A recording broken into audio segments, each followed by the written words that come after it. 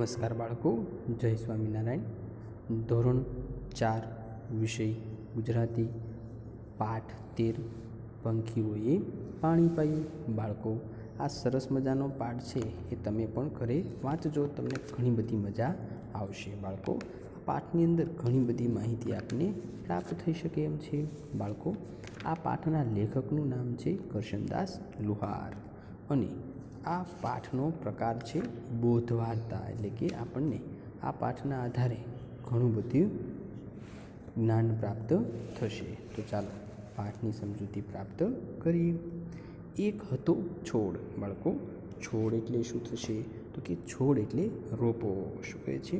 તો કે એક છોડ હતો, સાવ નાનો એવો, માંડ માંડ દેખાય, ઘણા ઢોર એની પાસેથી પસાર થઈ જાય પણ કોઈને ખ્યાલ ન આવે. શું કહે છે? સાવ નાનો અમથો, માંડ માંડ તે દેખાતો, ઘણા બધા ઢોર એટલે કે પશુ એની પાસેથી પસાર થઈ જાય પણ કોઈને ખ્યાલ ન આવે. એટલે કે આ છોડ છે એ એટલો બધો નાનો હતો કે તમે એની પાસેથી પસાર થઈ જાઓ તો પણ તમને ખ્યાલ આવે નહીં કે અહીં એક છોડ છે. છોડને મોટો થવાની ઈચ્છા હતી, એને વધવું હતું, ઊંચા થવું હતું, આકાશને આંબી જવું હતું, ઘેઘૂર ઝાડ બનવું હતું. શું કહે છે કે ઘેઘૂર એટલે શું થશે બાળકો? ગાઢ અથવા ઘટાદાર. શું કહે છે કે આ નાનો એવો છોડ છે એને પણ મોટો થવાની ઈચ્છા હતી, એને ઘણું બધું વધવું હતું, ઊંચા થઈ જવું હતું અને આકાશમાં અડી જાય એટલું એને ઊંચું થવું હતું અને ઘટાદાર વૃક્ષ બનવું હતું. આવી ઈચ્છા આ નાના છોડને હતી. પરંતુ દિવસે દિવસે તે સુકાતો જતો હતો. એને માંડ 2-4 પાંદડા બેઠેલા. એક બકરીનું ધ્યાન ગયું, તે પાંદડા ખાઈ ગઈ. છોડ તો સાવ બોડો થઈ ગયો, એને રડવું આવી ગયું. શું કહે છે કે આ જે નાનો છોડ છે એને મોટા થવાનું હતું અને એટલે કે મોટું થવું હતું, પરંતુ બન્યું એવું કે દિવસે ને દિવસે તે સુકાતો જતો હતો. એને માંડ 2-4 પાંદડા બેઠા. ત્યાં એક બકરીનું ધ્યાન છે એ પાંદડામાં ગયું, એટલા માટે તે આ છોડના જે પાંદડા હતા તે પાંદડાને ખાઈ ગઈ. હવે તો આ જે છોડ છે તે તો સાવ બોડો થઈ ગયો, એટલે કે પાન વિનાનો થઈ ગયો. બોડો એટલે કે પાન વિનાનો. હવે છોડ ઉપર એક પણ પાન હતું નહીં. હવે છોડની આવી દશા જોઈ અને છોડ છે એ તો રડવા જેવો બની જાય છે. આગળ જોઈએ તો બાળકો, એક દિવસ એક પંખી ઉડતું ઉડતું આવ્યું, આવીને છોડ પર બેઠું. છોડ એનો ભાર ખમી શક્યો નહીં. શું કહે છે કે એક દિવસ એક પંખી છે એ ઉડતું ઉડતું ત્યાં આવે છે અને આવીને તે છોડ પર બેઠે છે. છોડ છે એનો ભાર સહન કરી શક્યો નહીં અને વળી ગયો. તેણે પંખીને કહ્યું. શું કહે છે કે છોડ છે એ પંખીને કહે છે, તું મારા પરથી ઉડી જા, હું તારો ભાર સહી શકતો નથી, કાં તો સાવ વળી જઈશ કે પછી તૂટી જઈશ. શું કીધું છોડે? કે તું મારા પરથી ઉડી જા, હું તારો ભાર સહન કરી શકતો નથી, કાં તો સાવ વળી જઈશ કે પછી હું તૂટી જઈશ. એ એક પંખી ઉડીને નીચે આવ્યું, છોડની સામે બેઠું. એણે છોડને પૂછ્યું, તું કેમ સાવ દુબળો પાતળો અને નીચો છે? તારામાં લીલાશ કેમ નથી? તારા પાંદડા ક્યાં ગયા? જો. આ સાંભળીને એટલે કે જે છોડે કહ્યું ને કે તું મારા પરથી ઉડી જા, તારો ભાર હું સહન કરી શકતો નથી, કાં તો સાવ વળી જઈશ કે પછી તૂટી જઈશ. આ સાંભળીને પક્ષી છે નીચે આવે છે અને છોડની સામે બેસે છે અને છોડને પૂછે છે, તું કેમ સાવ દુબળો પાતળો છો અને નીચો છો? તારામાં લીલાશ કેમ નથી? તારા પાંદડા ક્યાં ગયા? છોડને આજ સુધી કોઈએ આવું પૂછ્યું ન હતું. છોડ કહે, હજી હું નાનો છું, ઘણા દિવસ ગયા પણ હું વધી શકતો નથી, કેટલાય દિવસથી તરસ્યો છું, મારા મૂળ પાણી વિના અકળાઈ રહ્યા છે, મને કોઈ પાણી પાતું નથી, મારા 2-4 પાંદડા હતા તે પણ એક બકરી ખાઈ ગઈ. શું કહે છે છોડ?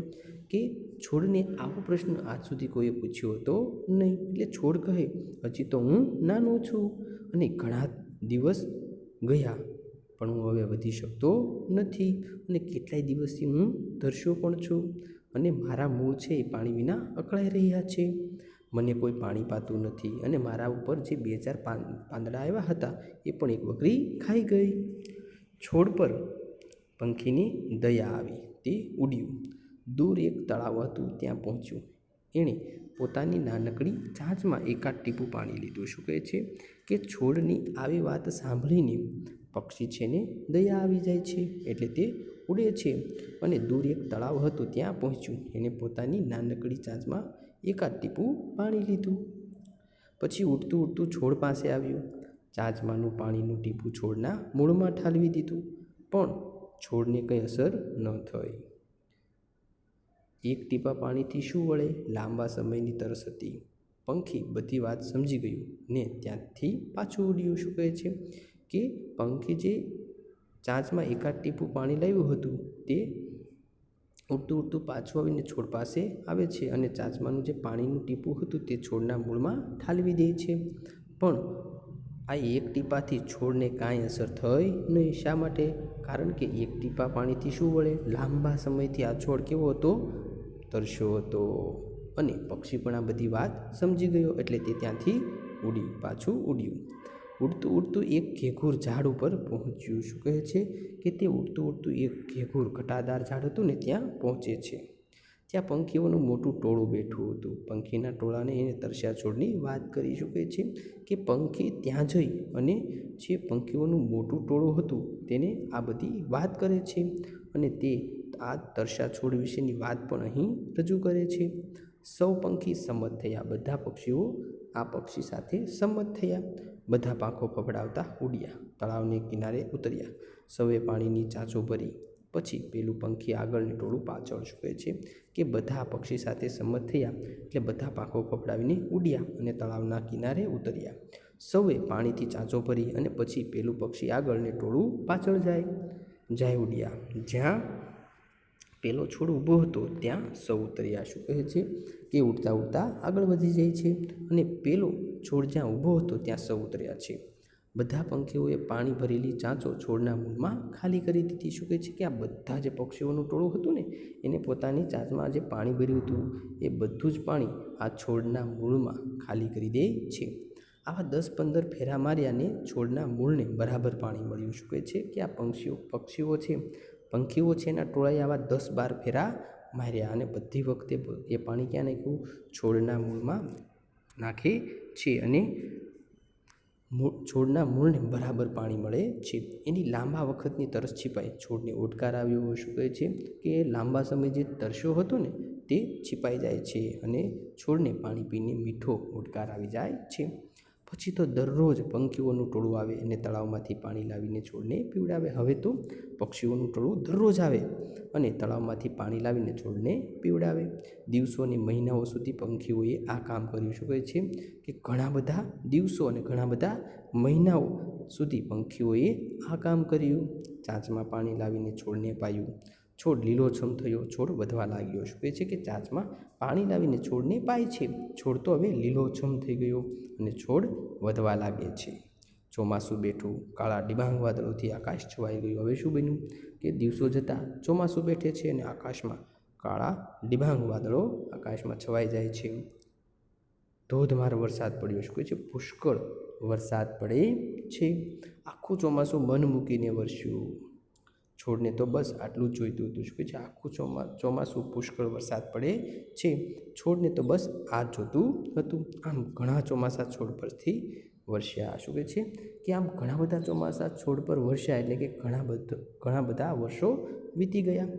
વર્ષો ગયા. આજે એ છોડ મોટું ઘટાદાર ઝાડ થઈ ગયું. શું કહે છે કે આજે જે નાનો એમ તો છોડ હતો ને તે મોટું ઘટાદાર ઝાડ થઈ ગયું. પંખીઓનું ટોળું દરરોજ ઝાડ પર આવીને બેસે છે, ગીતો ગાય છે. ઝાડ ખુશ થઈ જાય છે અને ડાળીઓને ડોલાવતું પાંદડા રણઝણાવે છે. શું કહે છે કે આજે છોડ છે મોટું ઘટાદાર ઝાડ બની ગયું છે અને પંખીઓનું જે ટોળું છે દરરોજ ઝાડ પર આવીને બેસે છે, ગીતો ગાય છે અને આ સાંભળીને ઝાડ પણ ખુશ થઈ જાય છે અને ડાળીઓને ડોલાવવા લાગે છે અને પાંદડાઓનો તો કે રણઝણાવે છે, એટલે કે પાંદડાઓ ખકડાવે છે. એક દિવસ સાંજના સમયે આકાશમાંથી એક વાદળી આવી. શું કહે છે કે એક દિવસ સાંજના સમયે આકાશમાંથી વાદળી આવી અને ઝાડની ડાળી પર બેસી ગઈ. ઝરમર ઝરમર વરસી. ઝાડ નાહી રહ્યું. શું કહે છે કે તે જે વાદળી છે એ ઝાડની ડાળી પર બેસી ગઈ અને ઝરમર ઝરમર વરસી ગઈ અને ઝાડ નાહી નાખ્યું. તો કે વાદળી કહે, કેમ ઝાડ દાદા, ભર ઉનાળે મેં તમને નવડાવ્યા ને. શું કહે છે વાદળી? આ જે વૃક્ષ છે ઘટાદાર એને કહે છે, કેમ ઝાડ દાદા, ભર ઉનાળે મેં તમને નવડાવ્યા ને. ત્યારે ઝાડને યાદ આવે છે પોતે સાવ નાનો છોડ હતો ને પંખીઓએ પાણી પાઈને એને ઉછેર્યો હતો. શું કહે છે? ત્યારે ઝાડને યાદ આવે છે કે તે પોતે સાવ નાનો હતો અને પંખીઓએ પાણી પાઈને તેને ઉછેર્યો હતો, એટલે કે મોટો કર્યો હતો. ઝાડ વાદળીને માંડીને વાત કરે છે. ઝાડ છે એ વાદળીને તો કે આ બધી વાતો કરે છે. વાદળી કહે છે, ખરેખર પંખીની જાત જ દયાળુ છે. ખરેખર પક્ષીઓની જે જાત છે એ ખરેખર દયાળુ હોય છે. બાળકો, તમે અહીં જે પાઠ છે એને ઘરે મૌખિક વાંચન કરજો અને સમજૂતી પ્રાપ્ત કરજો. ખરેખર પાઠ તમને ખૂબ જ મજા આવશે. નમસ્કાર બાળકો.